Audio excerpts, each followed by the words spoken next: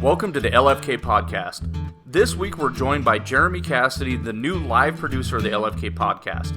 We talk about the potential for gold medal bass fisheries in the state of Colorado, some awesome fly fishing opportunities Jeremy's offering through discount tackle, and much more.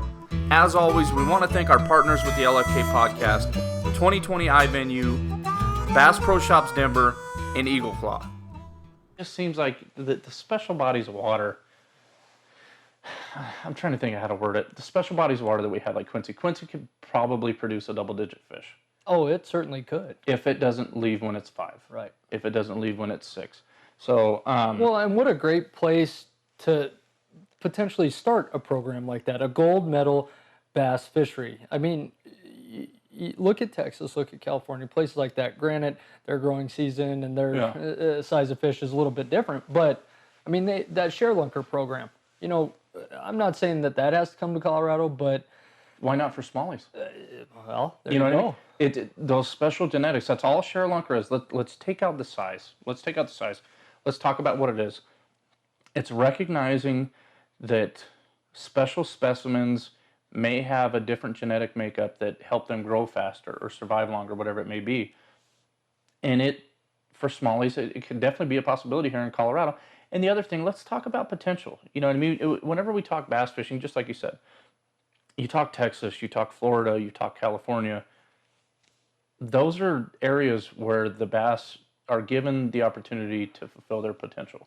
Now, will Colorado ever have the potential of any of them? No.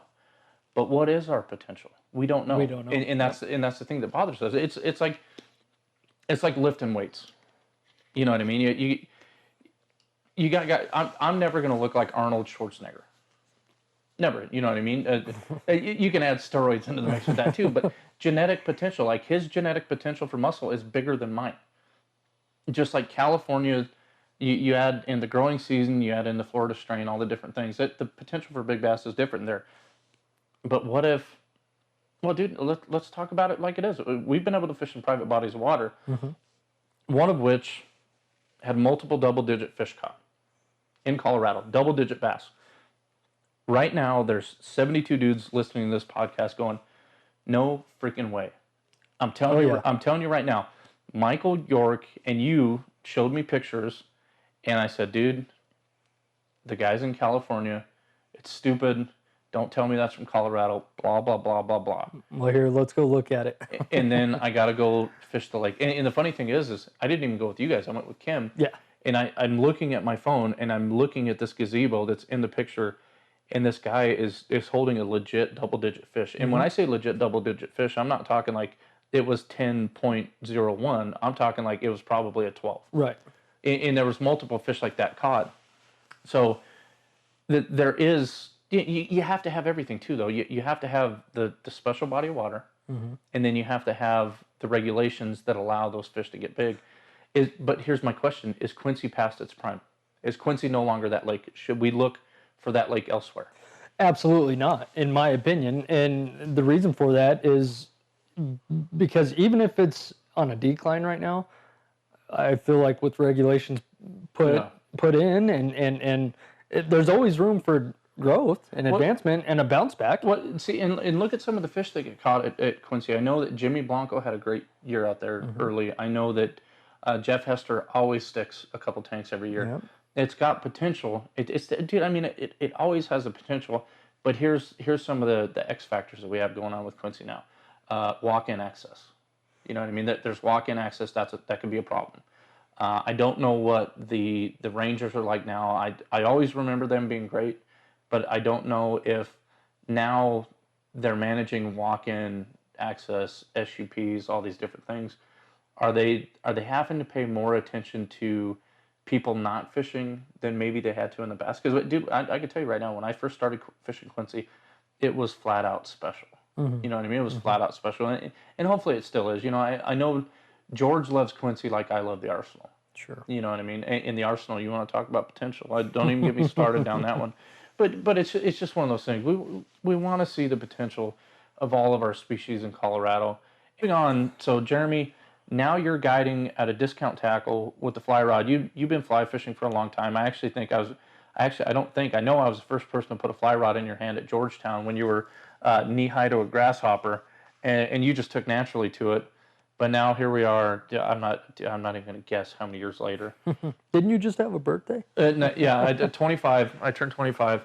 But so, what are some of the bodies of water that you could take people on? I mean, the list is vast. It is. It's a huge list of public and private water.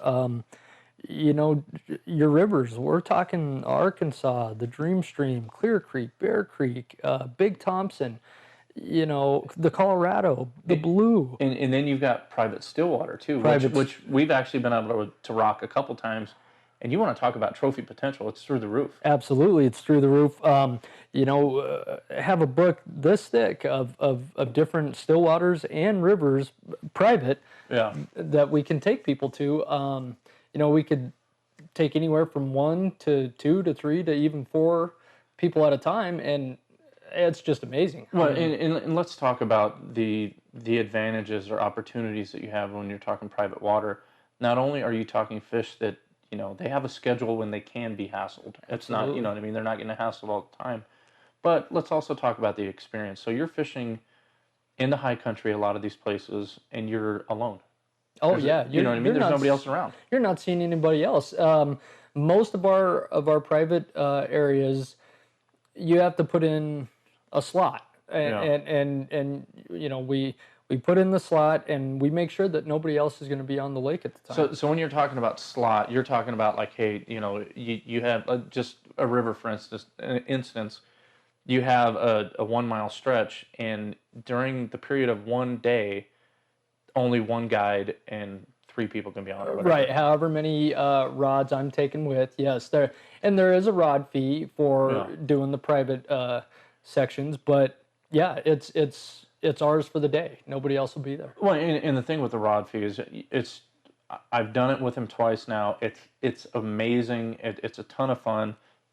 And one of the things I know about Jeremy is it doesn't matter if you're a beginner or if you're advanced, you're going to have a lot of fun with him. And talk about the clients that you had. What was it? A couple weeks ago, you had 3 people you took out. Yeah, they were memorable. Memorable group. And the body of water that you took them out on, I don't know if you want to share the name of it. If you do, go right ahead. But just tons of fish. You guys got tons of fish. And what was the big side of that? And this is a numbers lake. You would consider this a numbers lake. It was more of I almost wouldn't even call it a lake. It was a pond, And there was actually 3 little ponds that connected to it, and there were fish in all of them.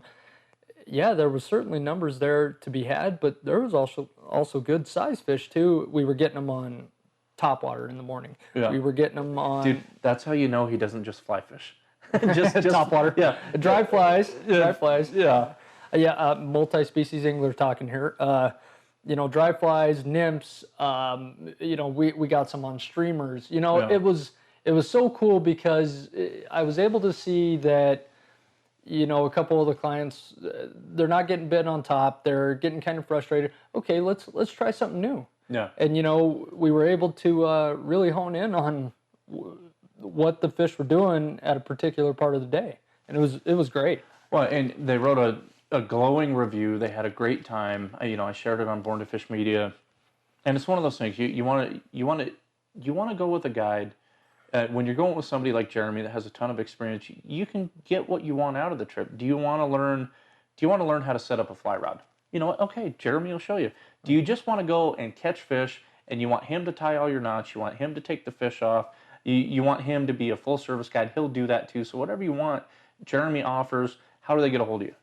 Well, they could actually just contact me directly, on my business phone, 720-202-7487, or honestly, call Discount Fishing Tackle, and they will set you up with anything you need. You could talk to Austin Parr there. He's the manager of the store, and he'll get absolutely everything ready to go for you. Well, so in 2017, what's your email address, just in case somebody's going to listen to this podcast at 1:30 in the morning and they're going to email? Okay, it's going to be jeremy.cassidy33@gmail. That's JEREMY.CASSIDY33@gmail.com. And I will respond immediately. Well, and guys, I fully recommend Jeremy. When he was a little boy, I put him through the ringer, walking the rivers when he shouldn't have been, and he never backed down. And that's how he's approached fishing ever since. He's always learning, he's always adapting, he's always getting better. And you have the ability to fish with somebody that has decades of experience, and you're just gonna have fun, flat out. You're gonna have fun. You can get out of this trip what you want. If you want to learn more about fishing, fly fishing, tie on knots, whatever you want, he'll teach you that. But if you just want to go out with friends and family and just catch a bunch of fish, you can get that too. I mean, and that's what it's about. It's about having fun. It's about, like you said, anything they want, we're going to cater to, and we're going to make it a enjoyable experience. Well, that's the thing. It's just fun. It's just fun. Plain, it's just plain fun. and simple. You want to get out. You want to have fun. You want to have a lot of laughs with the family. With your girlfriend, with your boyfriend, with your aunt, your uncle, your grandma, grandpa. Doesn't matter. Bring your kids. Yeah, bring the kids. Call Jeremy. Have an absolute blast. So moving on real quick. Born to Fish Media, we have a ton of stuff in the works right now that I'm really, really excited about. One being the split screen podcast that we butchered earlier in the day. But some of the other stuff. So the site's almost done. It's been a long, arduous process. And we're building a platform. We're not building a finished product, but some of the stuff that we have coming. BTFM Next Gen, which is for kids by kids. I'm so proud. It's exciting. Dude, I don't toot my horn a lot, but I'm very, very proud of that concept. You know what I mean? It's for kids by kids. We can't help. So, guys, if you have a young angler in your life, and when I say guys, again, guys and gals, if you have a young angler in your life, and they want to be a writer, or they want to share an experience, or maybe they want to come on the podcast and share a fishing story, or even just a photo. Oh yeah! If you get, please send all the pictures in. Mm-hmm. Of course, please send the pictures in. Eventually, what I would like to happen is every LFK podcast, I would like to have somebody from BTFM Next Gen on for a kids update. What's new in whatever the kids are doing. Because think about it. So I've got an 11-year-old. You got a baby and you got a 4-year-old. Mm-hmm. Yeah, well, no, you got a 4-year-old. So when you do stuff, you're still cool. Dad's pretty cool. I got an 11-year-old, and I can tell you right now, if I came through the door with skinny jeans on, bebopping around like Bieber, my kid would think I was a turd. You know what I mean? I'm not cool. I'm dad. And it's the same thing goes for fishing. If we hold up a 10-pound bass, it's kind of cool, but the old guys did it. Right. But if a kid their age was holding up that fish, it's legit. That's amazing. I mean? Think about it. So we got BTFM Next Gen coming down the pipe. We've got Chet's Kitchen, which we came up with after fishing sterling because we did harvest some fish. Mm-hmm. And Chet, dude, he just got geeked up about cooking them. He got his Rectech grill. And I'm not going to pretend like I have cooking knowledge. Okay? Well, and that's the beauty of it. And Chet will tell you the same thing. He's not a culinary genius, but no. he's amped about it, and he's gonna, that's gonna be an exciting. Oh, dude, deal. And it's one of those things. So he's not a professionally trained chef, but he grew up with his mom cooking. I guess his mom was a phenomenal chef, and that's how kind of his passion for food grew. And we got some really cool ideas. And then when it comes to the BTFM kind of extended family, because that's what BTFM is now, it's not what it was. You know what I mean? What it was not community. What it is now is community. So when you're talking the BTFM extended family, you've got Jim Witherwax, Wax from Oscar Blues. Mm-hmm. He's a chef. You've got Matt Neverman, who's been a chef before. You got Chet, who could be a chef. He could definitely be a chef. And one of these days, maybe we'll get all these guys together and we'll have a barbecue. We'll film it, and we'll take in recipes. You know what I mean? Maybe even have a little cook-off, a little contest with them. How fun. Dude, it'll be fun. And the other thing that Chet wants you guys to send in recipes. Chet, the ideas that we have with Chet's Kitchen are just very, very vast. But it is going to be all fish. You know what I mean? It is going to be all fish. So who knows where we're going to start or what we're going to start with, but know that that's coming down the line. Chet's really excited about it. I'm excited about it. And then, I'm excited to eat. Oh, dude. And then we're looking for bloggers. We're looking for people to write. We've got really, really excited. We've got Jim Needler coming on board. Jim's going to be writing some awesome pieces. I've talked to Jim. I've talked to Scott Brands, who beat me at Boyd. Dude, soak it up, Scott. I know you're listening right now. Soak it up. He took first place at Boyd. I took second place at Boyd. You're going to be writing. I don't know if you knew that. You know that now. And then if you guys want to write some articles, reach out to us and let us know. Like I said, BTFM is not what it was before. Before it was something different. Before, it was me, Paul, and Chet. Those are the three owners now. I'm all about community. I want the fishing community in Colorado, and then we're going to expand to have a platform to share their information and not always feel like the information's coming from a sponsor. You know what I mean? Right. It's coming from the heart. It's coming from anglers. I mean, I think you guys are doing a great job and certainly heading in the right direction. Well, dude, we're all passionate about it. Speaking of which, Jeremy's the new producer for the LFK podcast. We're excited about that as well. It's long overdue. And it's funny that the first night you come in as a producer of the podcast, dude, all hell breaks loose. Well, yeah, of course. That's the only way it's going to go. But that's because, we had so many different things going on. And we're recording this podcast right now with the same mics we tried to use during the live podcast. It's just, when you're trying to change the game, there's not a blueprint. But when you're playing after somebody else does, you know what to do. We're changing the game. We're not playing the game. So I'm willing to take lumps in the process. And it's the same thing with LFK TV, guys. Episode 1 was brutal when it came to audio. Now you can hear what we're talking through. These are the mics that we're going to be recording on the water with. Right. So it's like the game has just changed. As always, guys, we appreciate you so much. We appreciate your time. We appreciate you guys interacting with us on Facebook Live.